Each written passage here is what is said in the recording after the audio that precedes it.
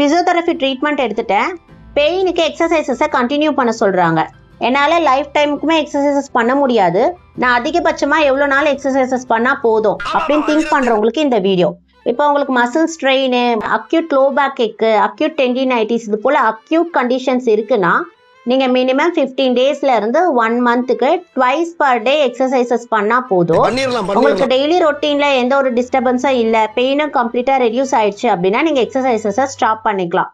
இல்லை osteoarthritis, lumbar spondylosis, cervical spondylosis, IVDP இது போல் க்ரானிக் கண்டிஷன்ஸ் இருக்குன்னா நீங்கள் மினிமம் 3 மந்த்ஸ் அப் டு 6 மந்த்துக்கு ட்வைஸ் பர் டே எக்ஸசைசஸ் பண்ணணும். அது மட்டும் இல்லாம மெயின்டெனன்ஸ்க்காக டெய்லி ஒன்ஸ் எக்ஸசைசஸ் பண்ண வேண்டியது இருக்கும். இப்படி பண்ணா பெயினே வராதான்னு கேட்டீங்கன்னா கிடையவே கிடையாது. நீங்க அடிஷ்னல் ஸ்ட்ரெயின் கொடுத்தா பெயின் ரிப்பீட் ஆகும். அப்படி ஆகுதுன்னா அக்யூட் கண்டிஷனா இருந்தா ஐஸ் பேக் கொடுங்க, கிரானிக் கண்டிஷனா இருந்தா ஹாட் பேக் கொடுங்க.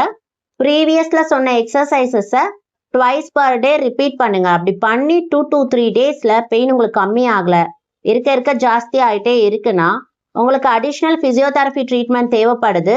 ஸோ நியர்பை ஃபிசியோவை கன்சல்ட் பண்ணுங்க.